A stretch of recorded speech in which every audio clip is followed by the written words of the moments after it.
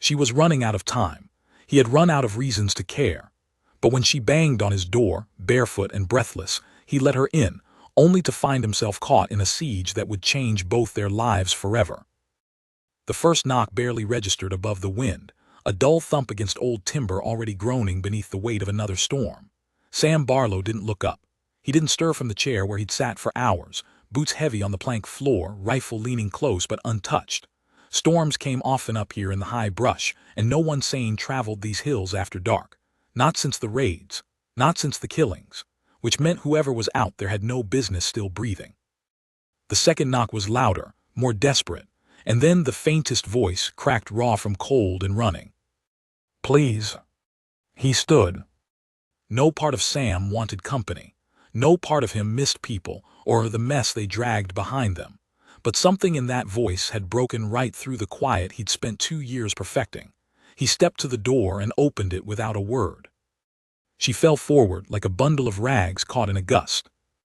Barefoot, filthy, her coat torn halfway down the sleeve, one arm clutching the bulge of her belly like it might fall from her. Blonde hair matted with twigs and dried blood. Her face was streaked with mud, eyes wide with terror and hunger and some deeper grief that made his stomach clench without knowing why. Sam caught her before she hit the ground. "I'm not here to rob you," she gasped, her breath hitching. "I just need somewhere till morning, please." For one long second he almost said no. It would have been easy.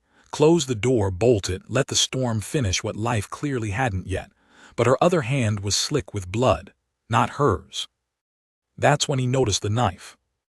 Dull, broken handle, slicked in crimson, gripped so tight in her fist her knuckles had turned white. Sam said nothing, just reached down, pulled her up by the arm with more gentleness than he knew he had left, and shut the door behind them. The storm howled as the latch clicked. She was asleep within 10 minutes, or unconscious, hard to tell. Sam had laid her near the fire, covered her in one of the 2 quilts he still owned, and let her keep the knife. Any woman dragging herself barefoot through thorns while 9 months pregnant had earned that much. She hadn't told him her name, hadn't asked for his, and he hadn't offered it. That suited him fine. But something about her wouldn't leave him alone. He watched her chest rise and fall under the patchwork quilt. The way one hand stayed curled around her stomach, even in sleep, protective, wounded. He'd seen women like that once, before the war, before everything else burned down. By dawn, her fever had broken. Sam stirred the fire back to life and poured water into a tin pot, then went to check the trap strung through the trees. A hare, 2 if you squinted. He came back, boots soaked, steam rising off his coat, and found her sitting upright by the fire, eyes hollow but focused. She didn't look surprised to see him. "You didn't leave," she said, voice low. He said nothing, set the hairs on the table and reached for his knife. "You live alone?" she asked. "Oh, that your rifle?" He nodded once.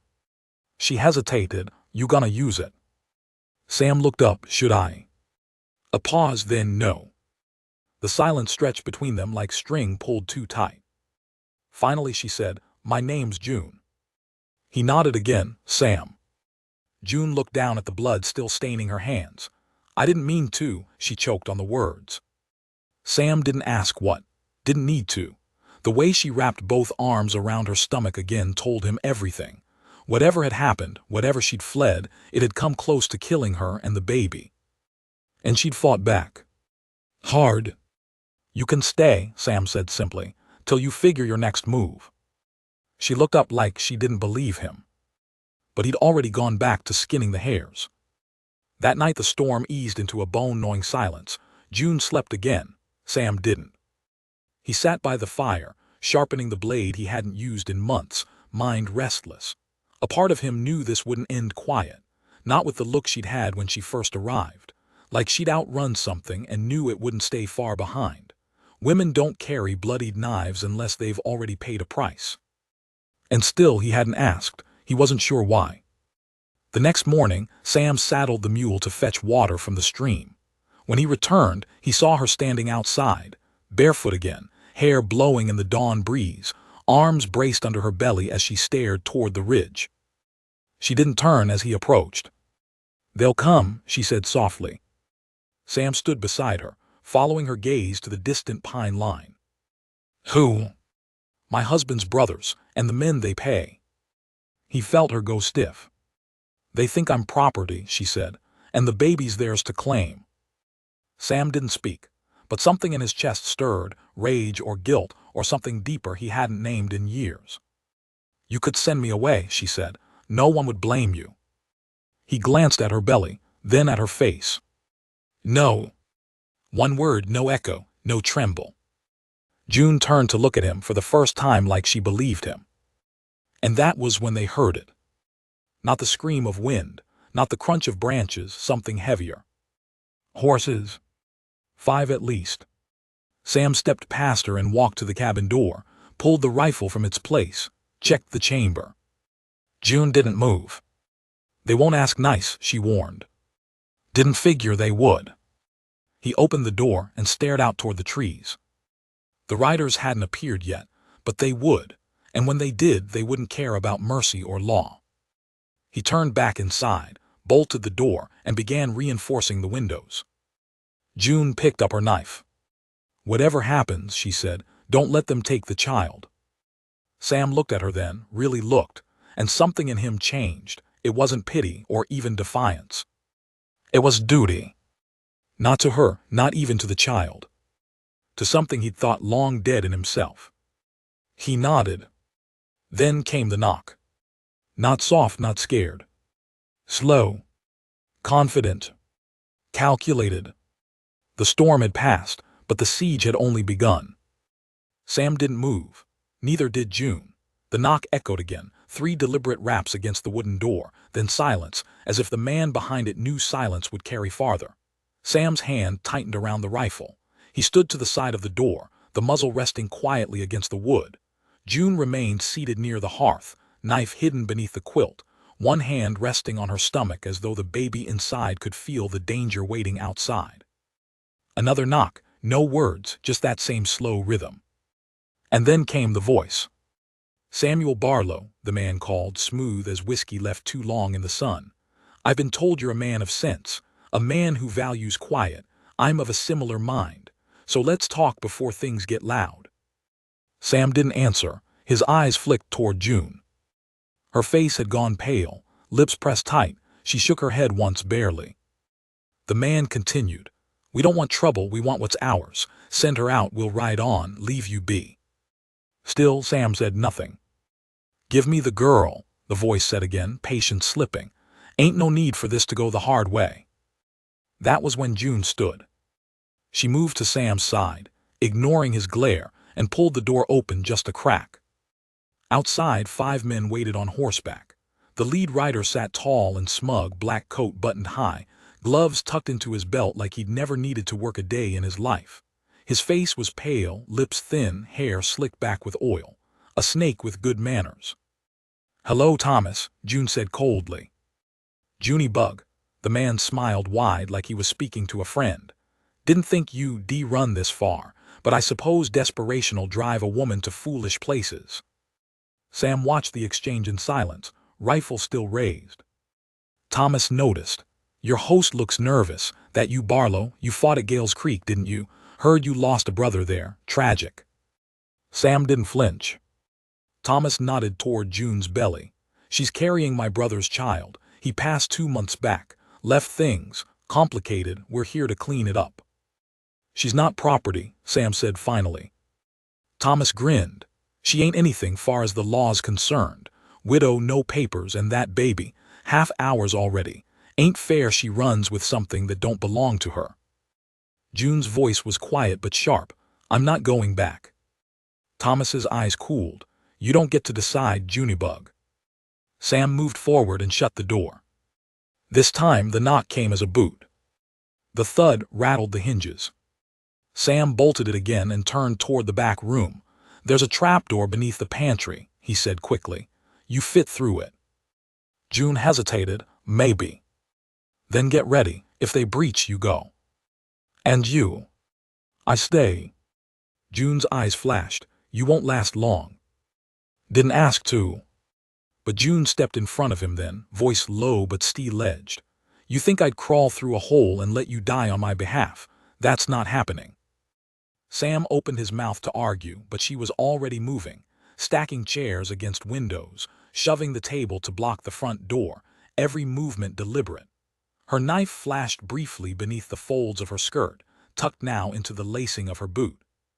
Sam cursed under his breath, not because she was wrong, but because she was right. Outside, a voice shouted, "You've got 5 minutes, then we come in." Sam threw a log into the fire. The baby kicked under June's ribs. Who were they to him? Sam asked. Brothers and vultures. And your husband. He was worse. That was all she said, all she needed to say. Time crawled. The wind picked up again. Not a storm, but enough to lift snow in small whirlwinds across the ridge. Sam counted shadows through the cracks in the shutters. The 5 riders hadn't moved yet, just waiting, like wolves at the edge of firelight.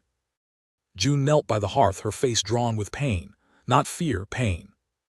He noticed how she shifted her weight now, breathing slower, her hand pressed against her back. Contractions, he asked. She nodded once, jaw clenched, far apart for now. Sam didn't respond, but something inside him twisted. He hadn't delivered a child in his life. Hadn't seen one born since his sister's second baby, years before the war. The thought of trying to do it here, with men outside ready to shoot through the walls, made his stomach knot. Footsteps. Closer this time.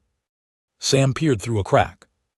Thomas had dismounted, walking now, gloved hands behind his back like a man inspecting property. He stepped up to the porch, boots crunching with authority. Then, without warning, he lifted a pistol and fired a shot into the air. The sound ripped through the quiet like a scream. "Last chance, Barlow," he yelled. "Next shot goes through your roof." Sam didn't flinch. Instead, he grabbed the old hunting horn mounted above the fireplace and blew a single, sharp blast. June turned sharply. What was that? Signal. For who? Sam didn't answer. He just returned to the window and waited. Outside, Thomas was laughing. "You think someone is coming to save you, out here." He waved his hand. The other riders dismounted. Then came the second shot, this one into the door. Splinters flew. June ducked, breath catching. Sam moved closer to the window and sighted down his rifle. One of the men had stepped too close. Sam fired. The man screamed, stumbled back, fell into the snow clutching his leg. "Enough games," Thomas shouted. Another shot answered him, this one from the tree line. It was Sam's rifle. One of the other riders yelped and fell sideways, his horse bolting. Thomas spun, gun raised. "Who's out there?" Another shot, a warning crack against a nearby pine. Then silence. June's eyes widened. "Who's helping us?" Sam smiled, just barely. "You're not the only person ever came knockin'." From the tree stepped a man, weathered, wrapped in a duster and scarf, rifle balanced easy in one hand. Behind him, 2 more riders, rough-looking but familiar to Sam, trappers, men who owed him favors. One had nearly lost a leg to frostbite the winter before. Sam had carried him 3 miles through snow. Now they stood like sentinels behind the cabin. Thomas cursed. "Barlow," he called out, "you've made a mistake today." Sam opened the door again, just a crack. "You've got 3 seconds to turn back." Thomas's face was red now, veins taut at his neck. "You'll regret this," he spat. "Doubt it." The standoff held for another minute. The men Sam had called didn't move, didn't blink. The one Sam shot groaned softly in the snow, crawling toward his horse. Finally, Thomas holstered his pistol. "Let's go," he growled, "for now." They mounted, one of them helping the wounded man into the saddle. They rode out slow. Sam waited until the last hoofbeat faded. Only then did he step back from the door. Only then did June let herself breathe. But her hand was gripping the wall now. Her knees buckled. "Sam." He caught her before she hit the floor. "Contractions," she gasped, "closer." He didn't ask, just carried her to the back room, cleared the table with one arm and laid her gently across it. Sweat beaded her brow despite the cold. "They'll come back," she whispered. "I know." "And the baby," her voice cracked. "We'll handle one thing at a time," Sam said, voice steady even though his hands shook. She nodded, then groaned, clutching her side. Sam moved fast, water towels, knives sterilized in the fire. He'd fought men in the mud, held dying friends, buried a brother, but nothing scared him like what was coming next. A baby in a siege, from a woman who barely trusted him. And yet, as the cabin filled with the smell of wood smoke and pain, he didn't leave her side. Because somehow in that little cabin on the ridge, a war was being fought. And this time, Sam Barlow wasn't about to lose. June screamed once, short and sharp, and bit down hard on her knuckles to keep it from turning into something longer. Her breath came in ragged gasps now, and sweat drenched the neckline of her dress despite the cold seeping in through the corners of the cabin. Sam moved around the table with quick but deliberate steps. He'd boiled every scrap of cloth he could find, laid out his tools like a surgeon though his hands were those of a rancher, and did what he'd never imagined himself doing, whispering steady, low reassurance to a woman he'd known for barely 2 days. But June wasn't just any woman, not anymore, not after what she'd carried through the storm, not after what she'd survived to get here. Another contraction tore through her. She gripped the edge of the table with both hands, her breath catching on a sob. "You're doing fine," Sam murmured, brushing damp hair from her brow. "You're stronger than this storm, stronger than them." She opened her eyes long enough to meet his. "You're shaking." He didn't lie. "Doesn't mean I'll break." June let out a soft, broken laugh. "You sure about that?" He nodded once, then stepped closer. "I've got you." Her hand found his, and she squeezed with everything she had. Outside, the air hung quiet again, but not still. Sam had lived too long on this land not to feel the shift. The men hadn't gone far. He knew it. They'd retreated, regrouped. Men like Thomas didn't give up a chase unless they meant to make the next attack a finishing blow. Sam's makeshift allies hadn't stayed long after the standoff. They were good men, but not soldiers, not saints either. They owed him a favor, not a war. One of them, Elra, the younger trapper with a bad leg, had stayed just until nightfall and then vanished into the dark, promising to return if he could. But Sam didn't count on it. He was alone again, alone with a laboring woman, alone with what was coming. And the child was coming fast. June's contractions were minutes apart now, and her body trembled with every wave of pain. Sam had cleared the table, braced it with an extra beam, and laid every blanket he owned beneath her. The fire roared in the hearth, casting flickering shadows that leapt and danced across the walls like ghosts. Sam kept his hands steady, his voice low, but inside the old demons were clawing up. He hadn't saved his brother when it mattered, hadn't reached the ridge in time during the war, hadn't kept the home place from burning when the raiders came through, but this he could do. He had to. June cried out, and her hand found his again. "You're doing good," he murmured, "almost there." Her face twisted in pain. "You don't know that." He nodded once. "Don't need to, I believe it." She squeezed his hand again, harder than before. And then in the next breath she screamed. Longer this time, a sound of finality, of life pushing its way forward through pain. Sam dropped his rifle, dropped everything that didn't matter, and reached forward to catch a child. It was a boy. Tiny, red-faced, screaming his first breath into the world like it was a battle cry.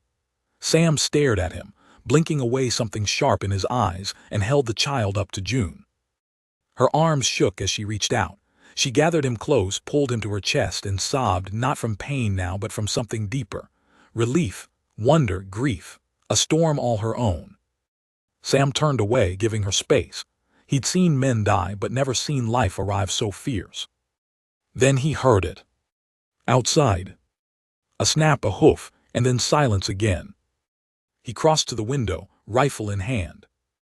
June looked up, exhausted but alert. "They're back." Sam didn't nod, didn't answer, but he knew. He stepped to the hearth, loaded the rifle. He counted what was left, 6 shots, then the shotgun tucked above the mantel, 2 more. He turned to June. "You need to go." She blinked slowly, like the words didn't register. Sam crossed the room in 3 strides and pulled up the rug by the back wall, revealing the trapdoor beneath. He opened it, revealing a crawlspace just big enough for a woman and a newborn. "There's blankets," he said, "and a jug of water. You'll be safe." June didn't move. "You're bleeding," she whispered. "You've got a cut on your temple." Sam touched his head, wet, but he hadn't felt it. "Don't matter," he said. "You go now. I'm not hiding like a rat. You just gave birth." June stared at him, then down at the baby in her arms. Sam stepped closer, dropped to one knee. "I'll buy time," he said. "You stay quiet. If I don't make it, you run when it's clear. North Ridge leads to the pass. Ellery marked it. You can find it if you're careful." June shook her head. "I can't." "You can." His voice was steel now, not cruel but unyielding. She looked like she might argue again, but the baby shifted in her arms, whimpering softly. And that was the end of it. She knelt beside the trapdoor, lowered herself slowly, wincing. Sam helped ease her down, placed the blankets over her shoulders, and handed her the small oil lantern. She cradled the baby close and looked up at him one last time. "Don't die, Sam." He gave a dry smile, not planning to. Then he shut the trapdoor and rolled the rug back in place. The knock didn't come this time. They simply kicked the door off its hinges. Sam was ready. The first man threw caught the butt of the rifle straight to the face, dropped like a stone. Sam fired once at the second, center mass, then ducked behind the table as a shotgun blast shredded the wall behind him. Wood splinters flew like bees. Sam rolled to the left, kicked the door shut on reflex, and crawled toward the back corner where he'd stashed the shotgun. They were inside now, at least three, moving slow, careful. "Where's the girl, Barlow?" Thomas's voice called through the haze. "She gone," another voice sneered. "Or did she bleed out on the table?" Sam fired again, one shot then another. Someone screamed, another staggered back. Then silence. He ducked behind the hearth, reloaded with trembling hands. From above, dust trickled down. June was still beneath him, silent. He prayed she stayed that way. "Barlow," Thomas called again, voice tighter now. "Don't be a fool. We'll burn this place to the ground." "Go ahead," Sam growled. "Just be sure you're outside when you do it." A pause. Then quietly, "Bring the lantern." Sam's blood ran cold. They were going to light it.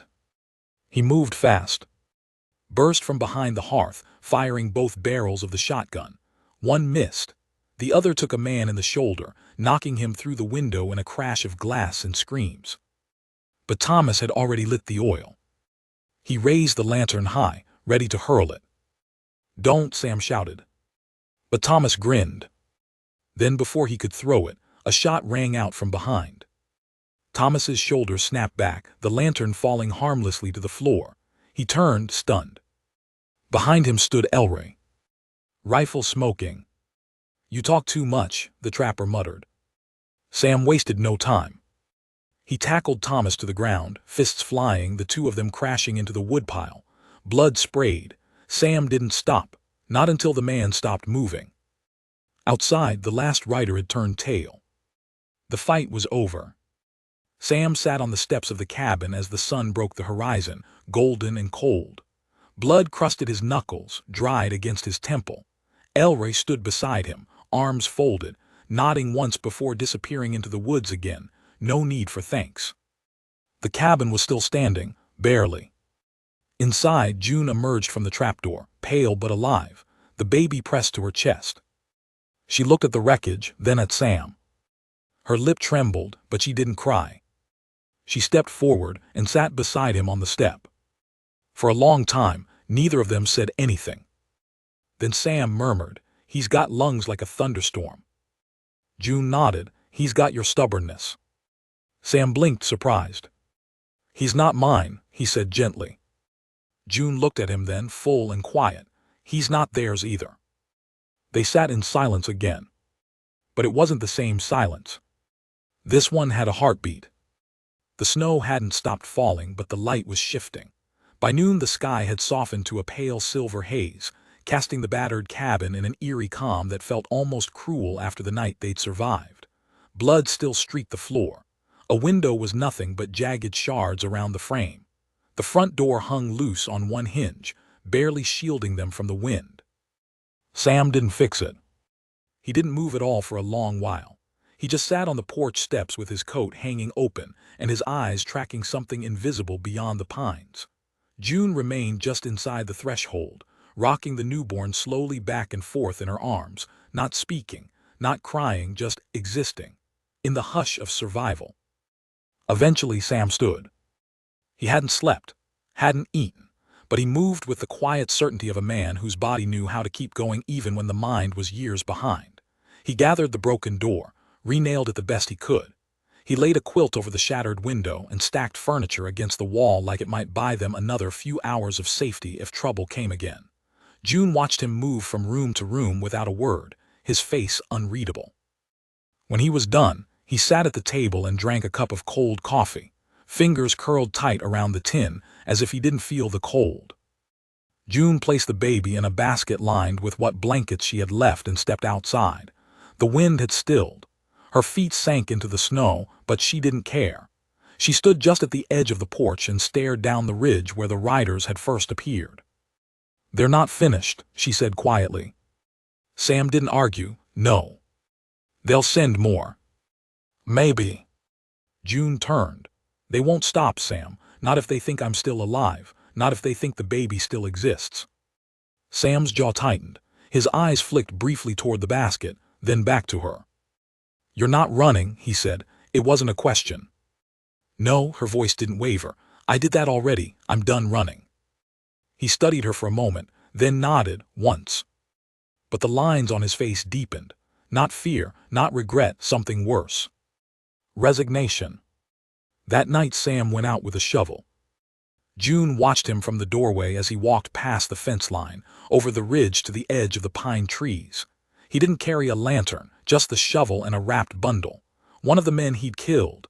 The last one, whose name he never knew. She waited until he returned an hour later, covered in dirt and sweat, and didn't ask what he'd done. He paused on the porch before going inside. "Don't want buzzards," was all he said. June nodded.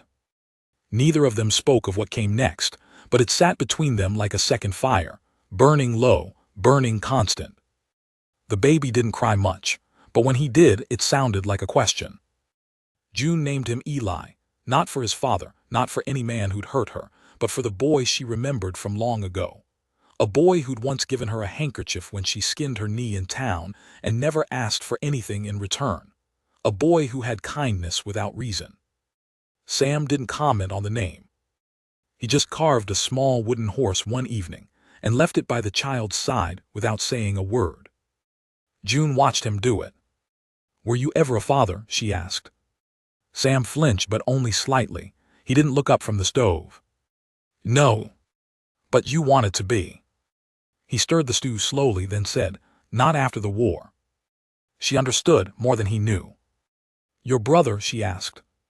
Sam's shoulders tensed. "He didn't make it back," he said. "Neither did the rest of M." June nodded. "I lost a sister," she offered, 2 winters ago. Fever took her quick. She had boys. They went to her husband's kin. He drank." Sam didn't speak, but the silence between them grew warmer somehow. Shared loss was a strange comfort. "I thought my husband might be different," June said, after a long while. "But he only kept me because I could give him a name. And when he was gone, his brothers came, said I owed them, said the baby was theirs." Sam's hand curled around the ladle tight enough to whiten the knuckles. He didn't say what he was thinking. He didn't need to. Morning brought a change. Sam opened the cabin door before dawn and found tracks. Boot prints, fresh, shallow. A lone set, at least at first. But when he followed them down the slope to the creek, he found 3 more sets converging from the west, all newer than the last. He didn't go farther. He returned to the cabin, locked the door behind him, and sat at the table, staring at nothing. June came in holding the baby, wrapped in quilts. "They're watching," Sam said. She didn't ask who. She didn't need to. "We need to leave," she said. Sam didn't answer. "I can walk now," she added. "Not far, but far enough." Still, he didn't speak. She crossed to him, set the baby in the basket, and placed her hand on his arm. "I'm not asking you to fight again." Sam looked up at her, and something cracked behind his eyes. "I already am," he said. By midday, the sky was too quiet. The kind of quiet that makes your teeth itch. Sam packed fast: flour, dried meat, 2 canteens, the rifle. He handed June the shotgun and taught her how to brace it. She didn't flinch at the weight. She'd already carried more than most. They loaded the mule, bundled the baby tight, and left through the backwoods, moving slow, silent. Sam's cabin faded behind them with every step, his solitude, his pain, his ghosts. They moved northeast toward the ridge, toward the pass. Sam had only been that way once, during a bad spring when the lower river flooded. He knew the terrain barely, but he knew enough, and he trusted the quiet more than the road. But after 2 hours they heard it. Hooves behind them, then more, then the snap of a branch not 20 yards behind. Sam spun. June dropped low, shielding the baby, her eyes wide, jaw set. Sam raised the rifle and fired once. The crack echoed through the trees. A bird took off from a branch above, shrieking. Then came the voices. There through the pines. They ran. Or tried to. June moved fast, despite her recent labor. Sam shoved branches out of the way, led her toward the rocky incline that edged the ravine. If they could make the pass, the slope would hide them for a while. But a shot rang out. A tree splintered to Sam's right. Then another. Sam grabbed June's arm and yanked her behind a boulder. They were pinned. No way forward, no way back. The baby whimpered. Sam looked around, thinking fast. He scanned the terrain: rocks, fallen logs, a narrow crevice to their left. A deer trail, half frozen, dangerous. "Can you crawl?" he asked. June didn't ask why. She nodded. He led her toward the crevice, shielded her as another bullet sang past overhead. Then he turned, rifle raised, and fired once more. A man dropped. He counted 2 more behind him. "Go," he whispered, "now." June slipped through the crevice, baby bundled tight. Sam followed. They slid through the rocks, down a narrow decline, shoes skidding on moss and ice. When they reached the bottom, they were bleeding, but alive. Behind them, the shouting had stopped. No one followed. For now. They made camp under a rocky ledge that night. No fire, no warmth, but each other. Sam kept watch, his rifle across his knees, eyes open long after the stars came out. June slept with the baby cradled to her chest, breath slow and shallow. Sometime near dawn, Sam heard something. Not horses, not men. A voice. "Soft close." "Ellery," it said. Sam turned. There, crouched just beyond the ridge, the trapper waved once, eyes wide, sweat across his brow. "Riders behind you," Ellery whispered. "Half a mile, not Crowley's men, others." Sam frowned. More. Marshall's men, wanted posters all over town. "For June." Elroy shook his head. "No, for you." Sam blinked. And that's when everything shifted. Sam didn't speak. Not right away. He just stared at Elroy like he was looking at a crack in the world that hadn't been there before. The wind whistled low across the ridge, brushing dried pine needles down from the branches above, but neither man moved. June was still asleep beneath the outcropping, the baby curled against her chest in a bundle of torn quilts, her body folded around him like a second womb. She hadn't heard. Elroy wiped his brow with the edge of his sleeve. "Saw the posters in Sage Hollow 2 days back. You didn't tell me you were wanted." "I'm not," Sam said finally, but the words tasted like dust in his mouth. "You sure about that?" Elroy handed over the folded sheet of paper, crumpled at the corners, stained by snowmelt. Sam unfolded it slowly. His own face stared back at him, drawn rough but unmistakable. The reward was listed at $500. Beneath his name were words that made his stomach twist. Desertion, theft, murder of fellow soldiers. He read it again, slower, like he was trying to find the line where it turned into someone else's story. But it didn't. It was his name, his face, his war. "I didn't," he stopped, tried again. "That's not what happened." Elroy knelt beside him. "Then tell me what did." Sam looked toward the dim sky, the early light of dawn bruising the clouds above the trees. It was at Redwater Ridge, late winter.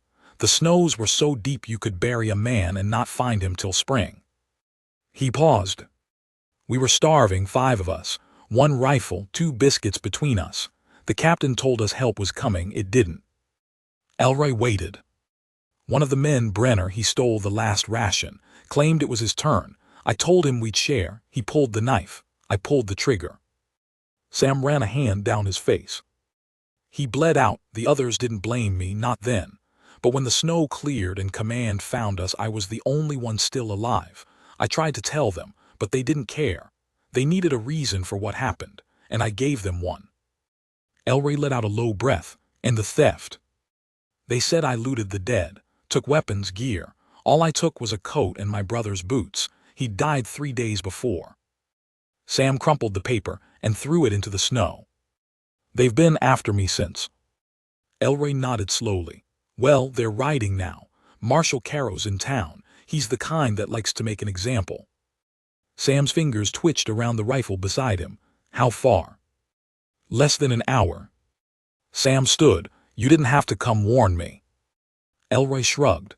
You pulled me out of a bear trap with your own teeth chattering. Figured I owed you. Then go, Sam said. You've done enough. Elroy didn't argue, just looked toward June, still sleeping. She doesn't know. No. She should. Sam didn't answer. He just watched Elroy vanish into the trees, a ghost swallowed by pine and silence. He didn't wake June right away. He watched her instead. The baby stirred in his sleep, making tiny fists beneath the folds of fabric. June's face was pale but peaceful in a way he hadn't seen since she first knocked on his door, bleeding and breathless. Sam turned and began gathering what he could. He wrapped what little food remained, loaded the mule, and paced the perimeter one more time, eyes sharp, ears tuned for the rhythm of hooves. Nothing yet, but it was coming. He sat beside her and gently placed a hand on her shoulder. She woke instantly, blinking against the dawn light. What is it? We need to move, he said. She sat up slowly, holding the baby close. Did they find us? Not yet, but they will. She looked at him a moment longer, then saw the weight behind his eyes. What aren't you telling me? Sam didn't answer. Sam. There's a warrant out for me, he said. Marshal's coming. She stared at him, unmoving. For what? Desertion, he said, and worse. Did you do it? No, he said, but they don't care. June nodded slowly. And then, to his surprise, she reached for his hand. Then we keep moving. You trust me. I trusted you when you opened the door, she said. If that was wrong, it's too late to fix. He helped her stand. They didn't waste time. With the baby secured and bundled tight, they took the narrow trail northward. It twisted between ridges and gullies, too narrow for horses to pass easily. Sam knew it from years ago, an old logging route abandoned since the mill shut down. They moved in silence. Every snap of a twig made Sam flinch. The air was heavy with pressure, like the woods themselves were holding breath. And then near the old burned-out tree, they heard them. Horses. Close. Voices. June ducked instinctively, clutching the child.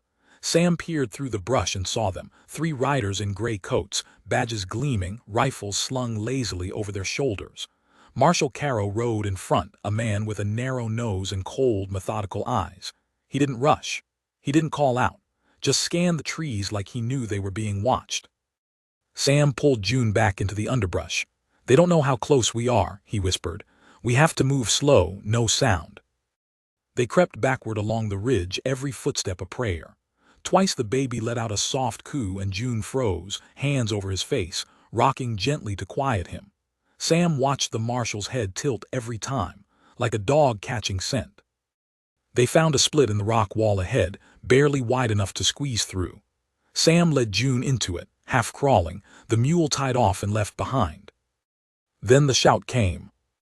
There on the ridge. Gunfire. Wood splintered beside Sam's head. He shoved June forward. Run. They bolted. The path was chaos, roots, stones, drops steep enough to snap an ankle, but adrenaline made them fly. Sam fired twice behind him, hitting nothing, just enough to make the marshals duck. They slid down a steep incline and found themselves in a ravine. A creek cut through the center, frozen at the edges. June slipped, caught herself, and pressed on. Her breath wheezed in her chest now. The baby cried louder. "They're close," she gasped. Sam scanned the walls. "There's a cutback up ahead, might lose them." They ran, scrambled up the opposite side. The marshals followed. Shots rang out again. Sam reached the top and turned. "Keep going." June didn't argue. He waited until the marshal came into view, gun raised, mouth curled in that same indifferent sneer Sam remembered from the posters. Then Sam stepped out from the trees. "I'm here," he shouted. Carol blinked. "Barlow. You want me? Come get me." He turned and ran away from June, away from the child, leading them west into the trees. It was nearly an hour before June stopped running. The baby had fallen asleep again, spent from the fear and flight. She collapsed beside a stone outcrop and wrapped them both in the blanket, breathing hard. Sam hadn't come back. He'd drawn them away, sacrificed himself. And now he was gone. She waited till dusk. Every hour that passed was another inch of dread curling around her heart. When the last of the sunlight vanished, she knew she had to choose. Keep running, or go back. The decision made itself. She returned the way they'd come, moving slow, careful. She found him by the creek. He was on his knees, hands bound behind his back, blood dripping from a split lip. Marshal Caro stood nearby, cleaning his gun. One of the other men sat beside a small fire. June stayed hidden. "You gave us quite the chase," Caro said dryly, "but you're lucky. A lot of men in your shoes would have been shot running." "I should be so lucky," Sam muttered. Caro chuckled. "Don't flatter yourself, they want you alive." The other man added, "For now." Sam said nothing. June shifted behind the rock. She had no weapon, no plan, just a sleeping baby and a heart full of fire. She looked up and saw movement on the ridge. A shadow. Then two. Elroy. And the trappers. They had come back. She pressed her hand to her mouth, watching as the shadows spread out, rifles raised, silent, deadly. Then in a single instant, the woods erupted. 3 shots. The marshal spun, hit low in the leg. The other man dropped instantly. Sam threw himself sideways, rolling down the hill as June ran forward, baby clutched tight. By the time she reached him, the shooting had stopped. Elroy stepped out from the trees, rifle lowered.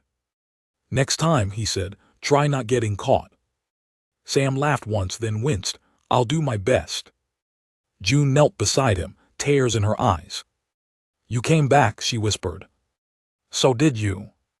He looked at the baby, still sleeping through it all. "I guess we're all stubborn." She touched his face, wiping the blood away. "We can't keep running," she said. "They'll just keep coming." Sam nodded. "Then we stop running."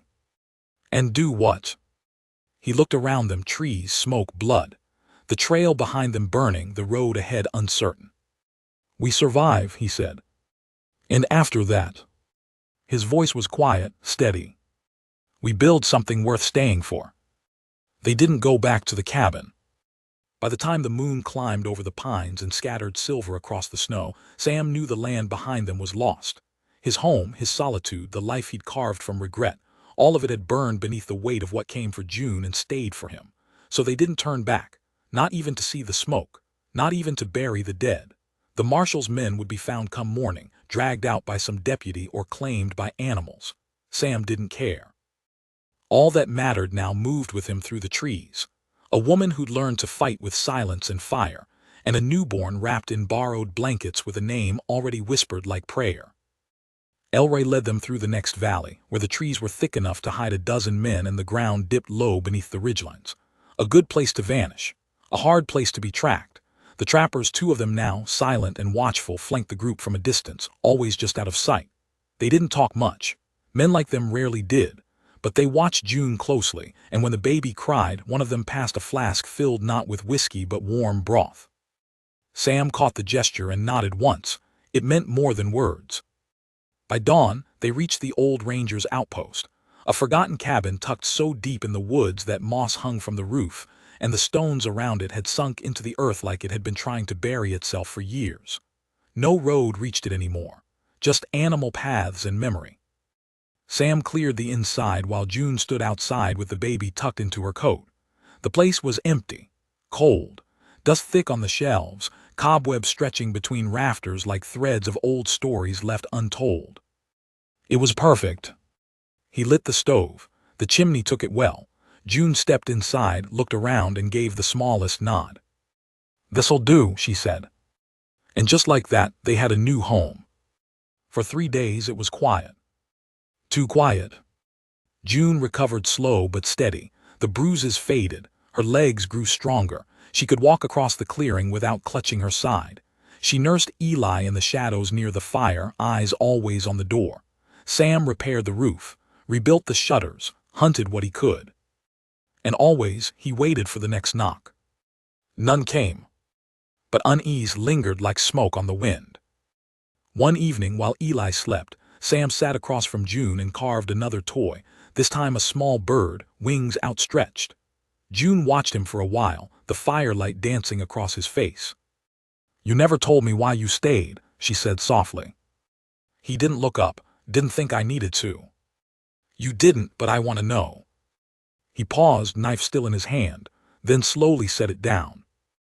"I was tired," he said, "of being alone, of letting the worst parts of the world decide who I was." June said nothing.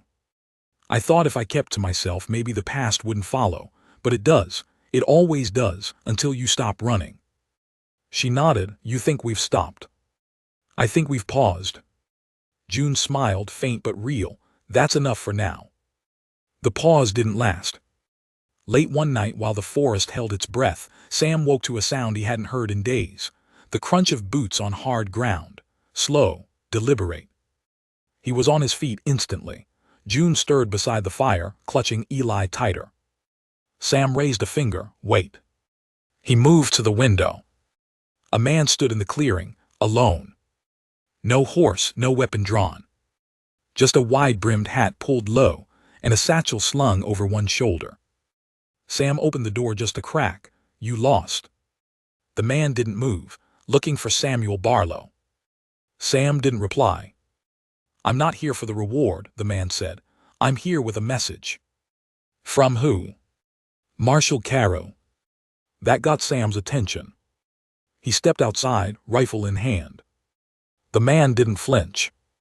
"He's dead," the man said. "Or close enough. Got shot in the gut. Bled for 2 days in a church basement before the priest broke and wired the circuit judge." Sam did lower the rifle. "They're coming," the man said. "Real law this time. Federal. Papers signed by men with gold pins and no patience. They want you, Barlow, and they want her." June stepped into the doorway, pale and silent. The man looked at her and nodded once. "You're June Crowley." "I was." "Well, Mrs. Crowley, the men coming don't care what you were. They want you for obstruction, aiding a fugitive, and possibly the death of Thomas Crowley and his riders." She didn't blink. "They tried to kill me." "I don't doubt it, but the judge won't see it that way." "What are you?" Sam asked. "Bounty hunter." "Courier," he said. "Used to be a preacher. Now I just deliver hard truths." Sam studied him. "Why tell us?" "Because you've got 2 days, maybe 3. And I've seen too many good people hanged slow while the men who started the fire ride off clean." He set the satchel on the ground. "There's money in there, maps, names, places you might still be able to go." Then he turned and walked away. Didn't wait for thanks, didn't look back. Just vanished into the trees. The satchel held $200 in mixed bills, a silver compass, and a note. "Montana Territory. Ask for Franks at the Bitterroot Trading Post. Tell him Ezekiel sent you. He'll get you over the border." June stared at the map for a long time. "That's weeks away," she said. Sam nodded. "We'd never make it with the baby. We'd never make it even without him." He looked at her. "Then we stop running." "You said that before." "And now I mean it." She frowned. "What do you want to do?" Sam stood and walked to the fire. He picked up the wooden bird he'd carved and placed it in the cradle beside Eli. Then he looked back at her, eyes steady. We give them a story they'll have to reckon with, one they can't erase. If they're coming for us, they're going to find two people who aren't afraid anymore. You want to make a stand? He nodded. She stepped beside him. Then let's make it count. The next day was spent preparing. Ellery came back that night out of breath, boots muddy. They're 10 miles out, he said, riding in wagons, deputies and marshals, about 15 of them, maybe more. June was calm. Sam laid out the rifles, checked the ammunition. There wasn't enough, but it would have to do. The cabin became a fortress, doors reinforced, traps set in the woods, flares packed in glass bottles to throw from the roof. Elra and one of the trappers offered to stay. The other left. We'll keep them back, Elry said, long enough for you to get out if it comes to that. June shook her head. We don't run. Sam didn't say anything, but he loaded every weapon with the silence of a man writing his own ending. They came at dawn. Wagons, men on horseback, guns. They didn't announce themselves. They just opened fire. The first bullet shattered the cabin's front shutter. Sam fired back. June crawled across the floor, handing ammunition. Elry and the trapper held the tree line, picking off men from the shadows. But there were too many. Too fast. They lit torches. Sam saw the fire and knew what was coming. They want to burn us out, he said. June clutched Eli tighter. Then we burn brighter. He looked at her, really looked, and felt something he hadn't allowed himself in years. Hope. Not blind, not foolish, but the kind that came with blood and grit and teeth. They kissed once, quick and fierce. Then he opened the trapdoor. Go, he said. June hesitated. Elry and I can hold them. You take the baby and go north, stick to the creek bed. I won't leave you. You have to. If we both die, there's no story left to tell. Tears welled in her eyes. I found you, she whispered. He pressed his forehead to hers. Then don't lose me. He lowered her into the trapdoor. The baby stirred but didn't cry. Then the flames took the roof, and everything turned to fire. The cabin was smoke and flame by the time the second wagon rolled into the clearing. Marshals barked orders and riders fanned out, firing into the brush. Sam stayed on the roof until it nearly caved, smoke in his lungs, rifle hot in his hands. He fought like a man already dead. Inside, fire crawled across the walls. June and Eli were gone through the trapdoor, just as they planned. Sam dropped through the roof and made for the back door, heat at his heels. He hurled the last bottle of lamp oil toward the wagons and fled as it exploded behind him. He vanished into the trees. June ran, north, through the trees and creeks. Eli bundled close. She didn't cry, didn't look back. She found the raft tied at the river bend just as Elry promised, waited, 1 hour, then 2. Then footsteps and Sam. Burned, bloodied, breathing. They pushed the raft into the river. They crossed into Montana on foot, worked odd jobs, slept in barns, laughed quietly when Eli said his first word, Pa. Found a cabin in a valley no one wanted, rebuilt it, planted roots. They didn't speak of fire anymore. They just built something that couldn't burn. The valley bloomed slowly, like it had been waiting all these years for someone steady enough to tend it. Wildflowers crept through cracked soil. Fence rails Sam once split by hand stood straight and held strong through winter. The chimney smoked every morning, not from desperation but from bread baking, stew simmering, life quietly unfolding. Eli grew taller with each season. He ran barefoot through the fields, climbed trees too young to hold him, and came home muddy but smiling. When he called Sam Pa, no one corrected him. Sam only ruffled his hair and handed him another carved toy, a bear, a horse, once a bird with wings too wide for the drawer it lived in. They were left alone. News didn't reach the valley easily. The world beyond the ridges had forgotten them, and that suited everyone just fine. But word had traveled far enough. One morning, a rider came up the trail, a clean-cut sheriff with a new badge and an old letter. Sam met him by the fence. You Barlow? The man asked. I used to be. The sheriff handed him an envelope. Inside, a letter with official ink, all charges dismissed, case closed. Took him long enough, the sheriff muttered. Sam didn't answer. He stared at the paper for a moment, then tossed it into the stove when he got back inside. The flames took it quick. June watched from the table, that all. Sam nodded, doesn't change much. She smiled softly, maybe it doesn't have to. The years moved. Winters came hard and white. Summers brought fireflies and early sunrises. Eli learned to hunt, to plant, to read maps and faces. He carved his own toys now, and once he told June he wanted to teach children someday. She kissed his forehead. One night, while lightning danced across the ridgeline and the cabin held steady beneath the storm, Sam sat on the porch beside June. "You ever think it would turn out like this?" she asked. "No. But you stayed." "So did you." She leaned her head on his shoulder. The rain tapped out a lullaby across the tin roof. Sam passed one spring after planting the last of the seeds. Quietly, peacefully, with his hand still resting over the tiny wooden bird he had carved that first winter. They buried him under the cedar behind the cabin. No fanfare, just June, Eli, and the wind. The headstone read. He opened the door and never closed it again. Eli, nearly grown, laid the bird in the dirt. Years later, June lay beside Sam beneath that same tree. And the valley, the one they'd bled and burned and lived for, held them both. Not with sorrow, but with roots.